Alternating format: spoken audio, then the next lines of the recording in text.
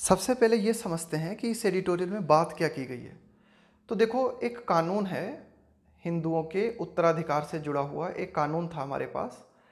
Hindu succession act 1956। Hindu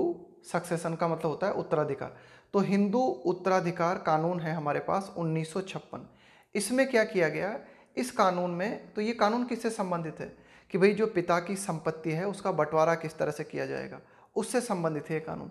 इस कानून में 2005 में जो है संशोधन किया गया, और संशोधन करने के बाद में इस कानून में ये प्रावधान किया गया कि जो बेटियां हैं उन्हें भी बेटों के बराबर पिता की संपत्ति में अधिकार मिलेगा। लेकिन फिर क्या हुआ कि ये कन्फ्यूज़न क्रिएट हुआ कि भाई जैसे मानो, ये कन्फ्यूजन क्रिएट हुआ कि भाई जैसे मानो 2005 को जब जब से ये कानून लागू हुआ, 2005 में जब से संशोधन के साथ ये कानून लागू हुआ, तब मानो अगर कोई पिता जो है वह जीवित नहीं है तो क्या बेटियों को अधिकार मिलेगा या नहीं मिलेगा। या फिर 2005 के पहले है ना, ये जैसे कि मानो 2004 में अगर संपत्ति का बंटवारा हो चुका है तो क्या फिर बेटियों को उत्तराधिकार में हिस्सा मिलेगा या नहीं मिलेगा। तो ये जो सारे डाउट्स थे ना, इन सारे डाउट्स को खत्म करते हुए अभी हाल ही में सुप्रीम कोर्ट ने डिसीजन दिया है कि बिना किसी कंडीशन के हिंदू परिवार में जो बेटियां हैं उन्हें उत्तराधिकार में हिस्सा मिलेगा। ये उनका जन्मसिद्ध अधिकार है। यानी कि बेटे और बेटियों में उत्तराधिकार को लेकर, बेटे और बेटियों में पिता की जो प्रॉपर्टी है उसको लेकर किसी भी तरह का भेदभाव नहीं होगा, प्रॉपर्टी का समान वितरण होगा। तो ये जो है फैसला सुप्रीम कोर्ट का अभी हाल ही में आया है, तो काफ़ी अहम फैसला है। उसी के लिए कहा गया है राइट बाय बर्थ, कि भाई ये जो अधिकार है ना, ये अधिकार जन्म से मिला हुआ है, इसका संशोधन से या किसी भी अन्य आलतू फालतू बातों से कोई लेना देना नहीं है। राइट बाय बर्थ है ना, कि महिला की शादी हो गई है, नहीं हो गई है, पिता की मृत्यु हो गई है, नहीं हो गई है, ये बेटी का जन्मसिद्ध अधिकार है कि उसे उसके पिता की विरासत में हिस्सा मिलेगा। Right by birth. Supreme court decision on coparcenary, ये जो शब्द लिखा हुआ है ना, coparcenary, coparcenary rights, coparcenary rights का मतलब होता है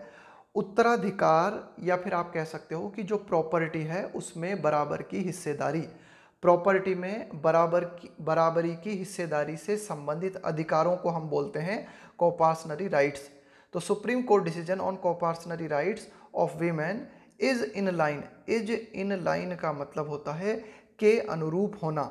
is in line with the aim of ending discrimination, aim of ending discrimination, discrimination का मतलब होता है भेदभाव। तो कुल मिला के ये जो भेदभाव को समाप्त करने के हमारे प्रयास हैं, हमारा हमारा जो उद्देश्य है ना, कि बेटे और बेटियों में ये जो भेदभाव होता है इस भेदभाव को समाप्त किया जाए, तो ये जो हमारा उद्देश्य है, इसी उद्देश्य के अनुकूल है सुप्रीम कोर्ट का अभी हाल ही में कोपार्सनरी राइट्स को लेकर दिया गया फैसला।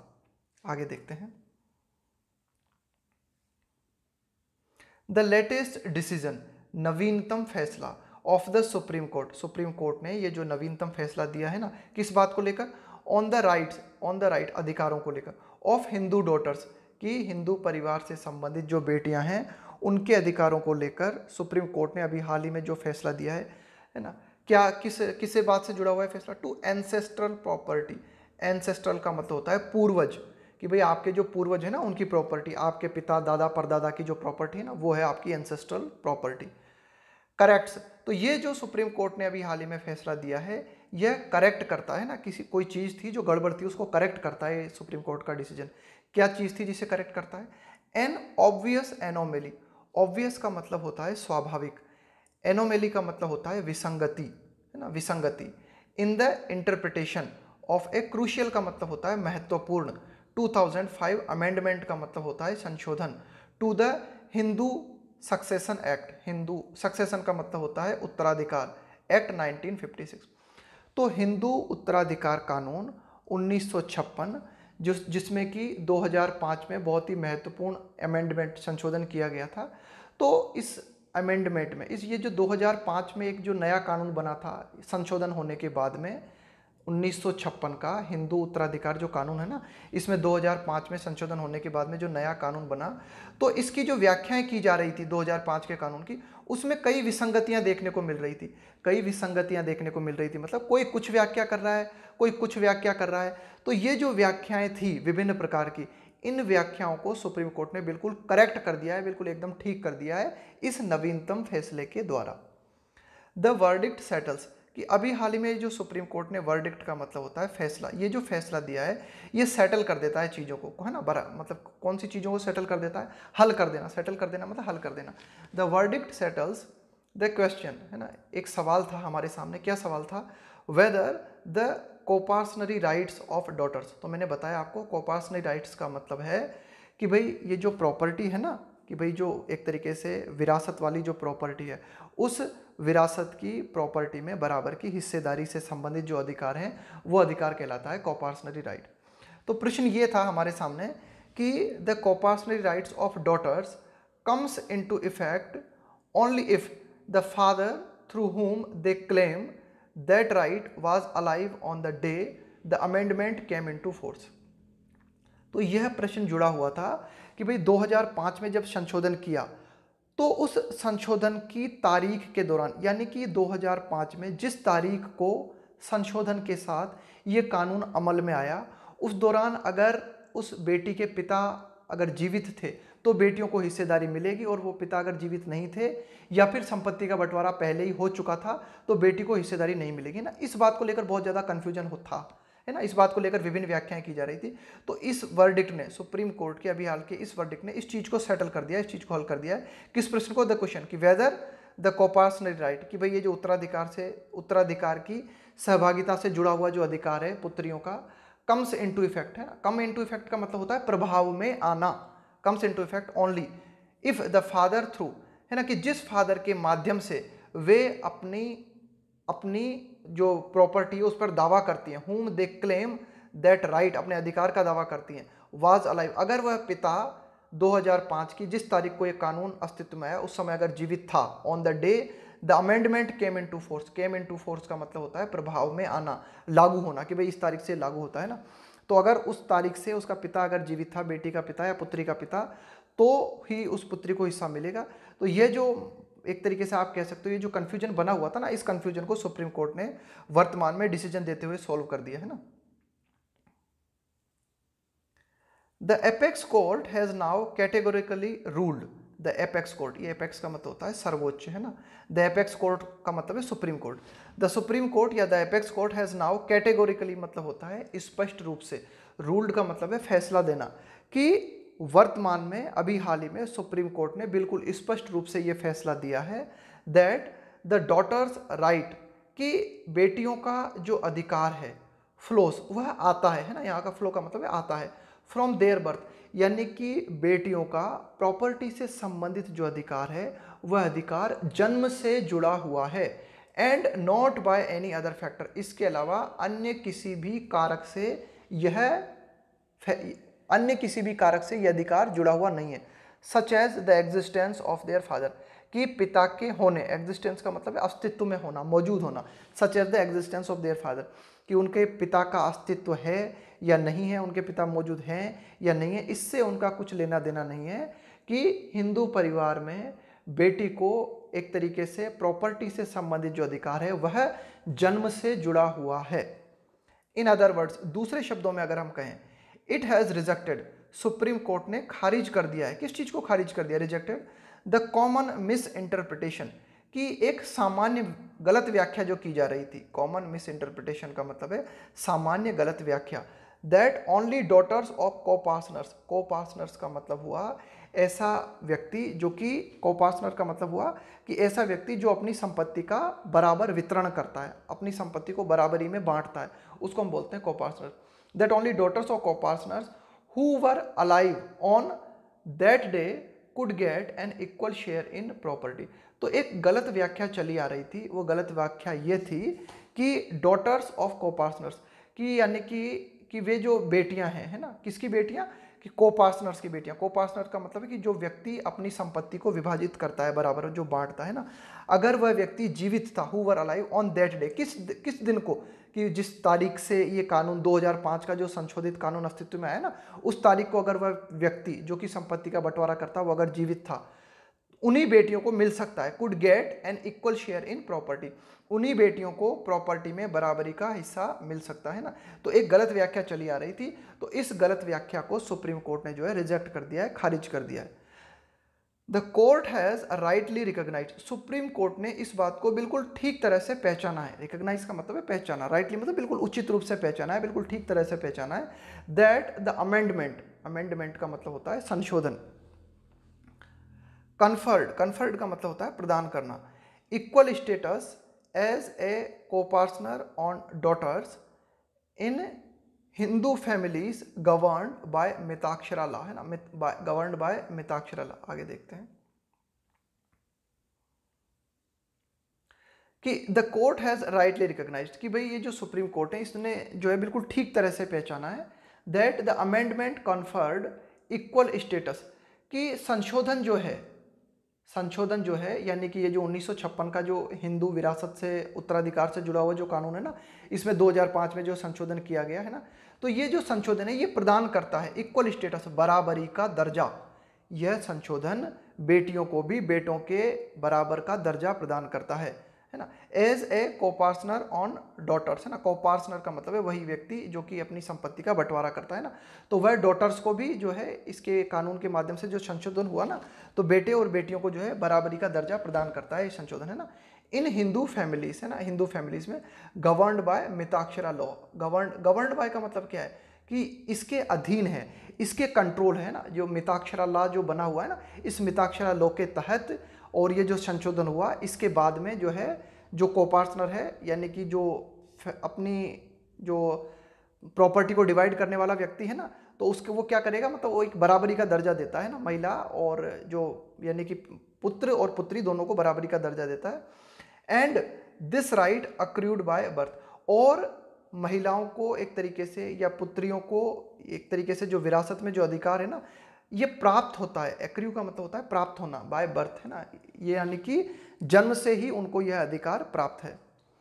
The change came into effect from September 9, 2005, तो देखो मैंने बताया आपको कि ये जो 1956 का हिंदू विरासत से जुड़ा, हिंदू उत्तराधिकार विरासत से जुड़ा हुआ ये जो कानून है यह कब प्रभाव में आया, ये प्रभाव में आया 9 सितंबर 2005 से, यानी कि कुल मिला के संशोधन कर दिया गया हमने और संशोधन लागू हो गया कब से, 9 सितंबर 2005 से। तो यही लिखा हुआ है, the change came into effect from September 9, 2005, सितंबर 9, 2005 से बदलाव के साथ ये कानून लागू माना गया। बट विथ अ प्रोविजन, लेकिन बदलाव के साथ इस कानून में एक प्रावधान था, क्या प्रावधान था इसमें, दैट पार्टीशंस और टेस्टामेंटरी डिस्पोजिशन, दैट पार्टीशन, है ना, क्या मतलब है पार्टीशन का, पार्टीशन का मतलब है बंटवारा, है ना, कि ये जो बंटवारा होता है ना या फिर ये जो विभाजन होता है उसको हमने कहा क्या, पार्टीशन, है ना। इसके बाद लिखा हुआ है टेस्टामेंट्री, टेस्टामेंट्री का मतलब होता है आपके वसीयतनामे से संबंधित, टेस्टामेंट्री का मतलब होता है वसीयतनामे से संबंधित, और डिस्पोजिशन का मतलब होता है वितरण करना, है ना, डिस्पोजिशन का मतलब है वितरण करना। तो इस कानून के साथ एक प्रावधान था, but with a provision that partition की विभाजन या फिर टेस्टामेंट्री डिस्पोजिशन, है ना, या फिर वसीयतनामे से संबंधित जो है बंटवारा करना, विभाजन करना, that had taken place prior to December 20, 2004, कि भाई अगर प्रॉपर्टी का बंटवारा या फिर वसीयतनामा बनाया जा चुका है कब, 20 दिसंबर 2004 से पहले, तो पुत्रियों को कोई अधिकार नहीं मिलेगा। 20 दिसंबर 2004 क्यों कही गई है, ये कौन सी डेट है, ये 20 दिसंबर 2004, ये वो डेट है जब ये वो डेट है जब 1956 का कानून संशोधन के लिए जो है संसद में रखा गया था। The date on which the amendment bill, है ना, अमेंडमेंट बिल का मतलब है संशोधन बिल, वाज इंट्रोड्यूस्ड, रखा गया, इंट्रोड्यूस किया गया इन द राज्यसभा। 20 दिसंबर 2004 को 1956 का ये कानून संशोधन के लिए राज्यसभा में रखा गया। तो ये कानून संशोधन होने के बाद में 9 सितंबर 2005 से जारी किया गया, यानी कि लागू हो गया। लेकिन इस कानून में ये प्रावधान था, क्या प्रावधान था कि भाई अगर संपत्ति का पार्टीशन हो चुका है, संपत्ति का विभाजन हो चुका है, या फिर बंटवारे से संबंधित वसीयतनामा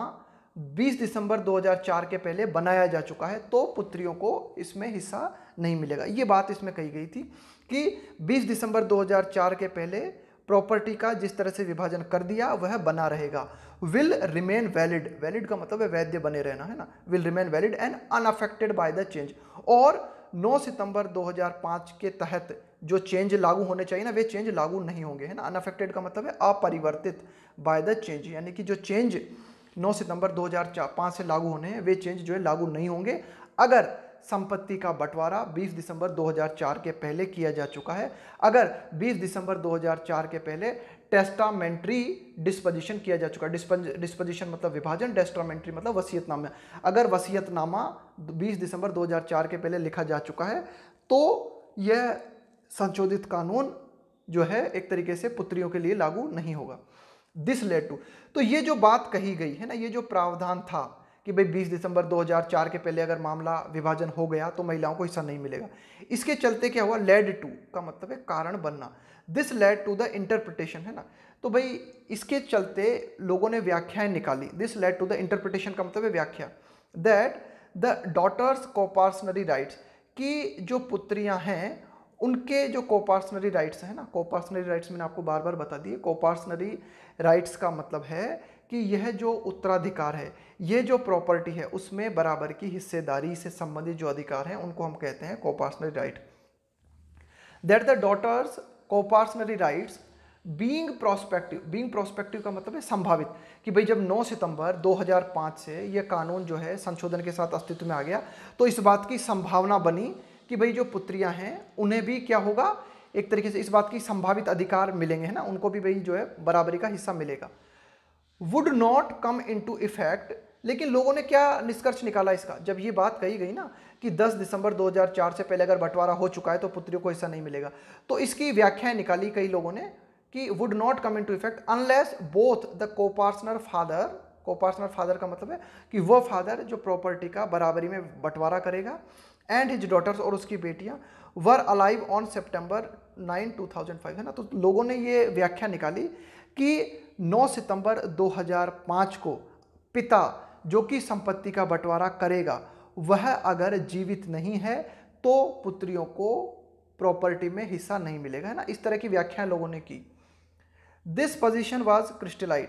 और ये जो व्याख्या लोगों ने की ना, ये जो पोजीशन लोगों ने की वाज क्रिस्टलाइड, क्रिस्टलाइज्ड का मतलब होता है और ठोस बना देना और मजबूती प्रदान करना, was crystallised in a 2015 judgment of the supreme court. Supreme court ने 2015 में एक जजमेंट दिया, एक मामला आया सुप्रीम कोर्ट में, है ना। वो मामला क्या था, प्रकाश एंड अदर्स वर्सेस फूलावती, है ना। ये मामला महिलाओं के उत्तराधिकार से जुड़ा हुआ मामला था, प्रॉपर्टी में हिस्सेदारी से जुड़ा हुआ मामला था। लेकिन इस मामले में क्या हुआ कि ये जो मामला आया सुप्रीम कोर्ट के सामने, और इस मामले में सुप्रीम कोर्ट ने 2015 में जो फैसला दिया, तो ये फैसला जो था यह महिलाओं के प्रतिकूल था, ये फैसला महिलाओं के अगेंस्ट था, ये महिला जो पुत्रियां हैं उनके अगेंस्ट था, है ना। तो ये बात जो है और ज़्यादा ठोस हो गई कि हाँ भाई ठीक है कि अगर 9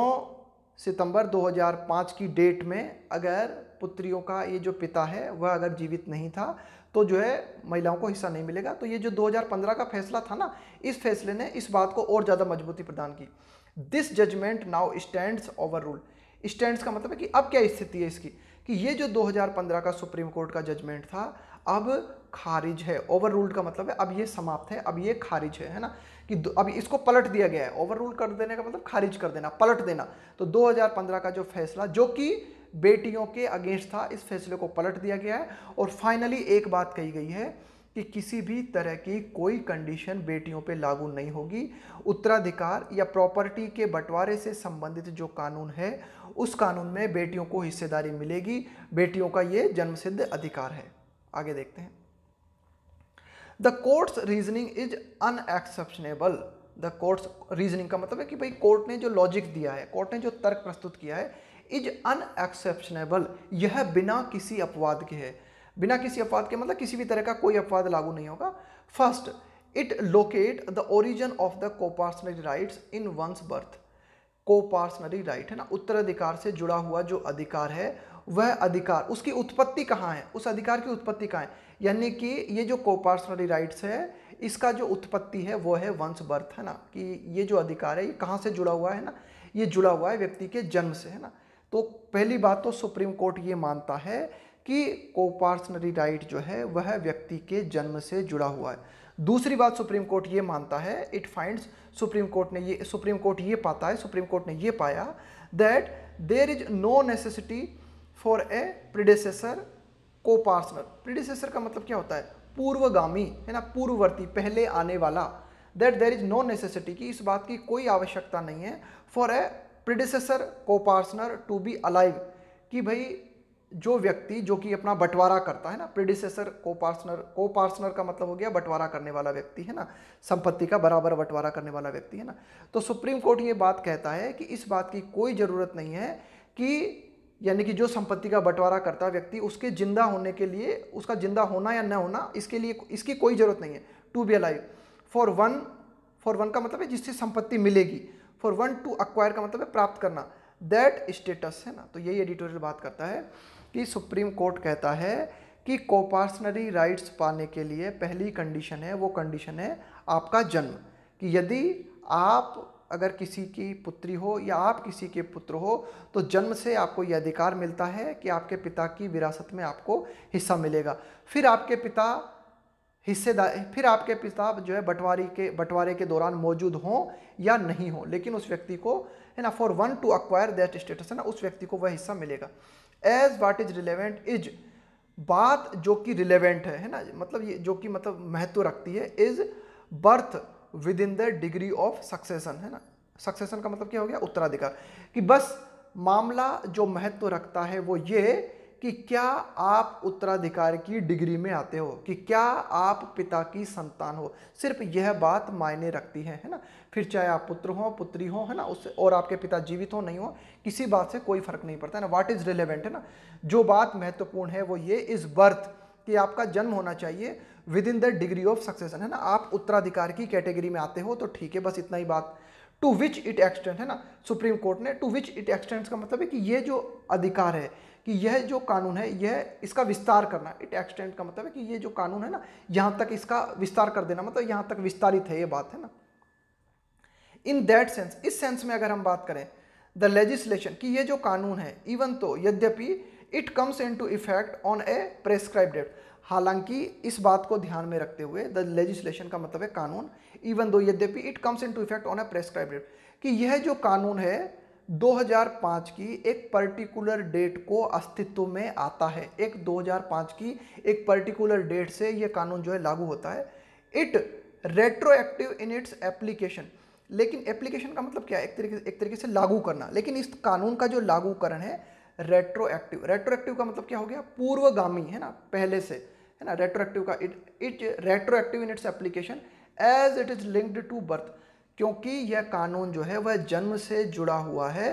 तो भले ही हमने कह दिया कि यह कानून 2005 से लागू होता है, लेकिन चूंकि यह कानून जो है जन्म से जुड़ा हुआ है, तो यह कानून ऐसा नहीं है कि एक पर्टिकुलर डेट से है ना,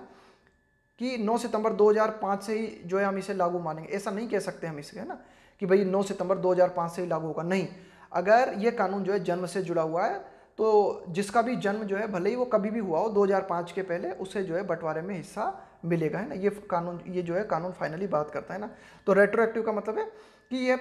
पीछे जाके भी आप इस कानून को लागू कर सकते हो। रेट्रोएक्टिव का मतलब है पूर्वगामी होना। In its application as it is linked to birth, क्योंकि यह कानून जन्म से जुड़ा हुआ है। एन एंटीसीडेंट इवेंट, एंटीसीडेंट का मतलब होता है पूर्वज, एन एंटीसीडेंट इवेंट है ना, कि मतलब ये जो है एक पूर्वज से जुड़ी हुई घटना है, आपके जन्म से जुड़ी हुई घटना है। तो ठीक है, हमने इस कानून में संशोधन किया, लेकिन संशोधन की डेट से कोई लेना देना नहीं है। इट ऑल्सो अंडरस्कोर्स, अंडरस्कोर का मतलब होता है रेखांकित करना, इस बात पर जोर देना, इस बात के महत्व को दर्शाना। It also underscores that the legislation makes it clear, कि ये जो कानून है इस बात को स्पष्ट कर देता है दैट द डॉटर्स राइट, की पुत्रियों का जो अधिकार है, are the same as that of a son, यानी कि यह कानून इस बात को भी महत्व प्रदान करता है कि पुत्रियों का जो अधिकार है पिता की प्रॉपर्टी में, वह उतना ही है जैसा कि जितना कि बेटे का होता है, if that of a son. ये मान के चलो if she had been a son at the time of birth, ये मान के चलो कि बेटी जो है वह जन्म से ही एक बेटा रही है। कुल मिला के मतलब कहने का मतलब यह है कि बेटा और बेटी बिल्कुल बराबर हैं, खास करके उत्तराधिकार की जब बात आती है ना, कि जो हिस्सेदारी बेटे को मिलेगी वही बेटी को मिलेगी। यही मान के चलो as if she had been a son at the time of birth, ऐसा मान के चलो कि भाई जो बेटी है ना वह बेटा रही हो, है ना, जन्म के समय, है ना, यानी कि बिल्कुल बराबर है मामला। The coparcenary status given to daughters, the coparcenary status है ना, यानी कि ये जो उत्तराधिकार में सहभागिता का जो स्टेटस बेटियों को दिया गया है, has been a subject of reform, है ना। तो यह एक रिफॉर्म का मतलब है सुधार, सब्जेक्ट का मतलब है एक विषय, इन मेनी स्टेट्स, कि यह जो मामला है ना, अभी हाल ही में जिस मामले को लेकर सुप्रीम कोर्ट ने फैसला दिया है, महिलाओं के उत्तराधिकार से संबंधित, है ना, प्रॉपर्टी के बंटवारे से संबंधित ये जो सब्जेक्ट है ना, यह कई राज्यों में सुधार का विषय रहा है, पर्टिकुलरली इन साउथ इंडिया, खास करके दक्षिण भारत में। लॉन्ग बिफोर मतलब इसके भी पहले द यूपीए, है ना, यूपीए रेजिम का मतलब ये जो कांग्रेस सरकार थी ना, रेजिम का मतलब है शासन, कि ये जो एक तरीके से बीजेपी पार्टी के पहले ये जो कांग्रेस शासन था ना, जो कि इस संशोधन को अस्तित्व में लेके आया, तो उसके भी पहले खास करके साउथ इंडिया के विभिन्न राज्यों की अगर हम बात करें तो वे महिलाओं के उत्तराधिकार से जुड़े हुए अधिकारों को लेकर जो है बड़े ही चिंतित रहे हैं और इस पर जो है संशोधन करने के लिए प्रयास करते रहे हैं। ब्रॉट इन का मतलब है लेके आना, है ना, ब्रॉट इन द अमेंडमेंट का मतलब है संशोधन फॉर द होल कंट्री, है ना, यानी कि यूपीए सरकार महिलाओं से जुड़ा हुआ उत्तराधिकार कानून का संशोधन यूपीए सरकार ने किया। इसके भी पहले विभिन्न राज्य जो हैं उन्होंने इस कानूनों में वे जो है संशोधन करते रहे। हमें क्या देखने को मिला, केरला हैड इंट्रोड्यूस्ड लेजिस्लेशन इन 1975, केरला ने महिलाओं के उत्तराधिकार से जुड़ा हुआ जो संशोधन है वो पारित किया था कब, 1975 में। आंध्र प्रदेश ने किया था 1986 में, तमिलनाडु में 1989 में, और महाराष्ट्र और कर्नाटका ने 1994 में जो है उन्होंने सुधार किया महिलाओं से जुड़ा हुआ ये जो उत्तराधिकार कानून है इसमें, और संशोधन करने के माध्यम से महिलाओं को जो है बराबरी का हक देने की कोशिश की। The legislative M,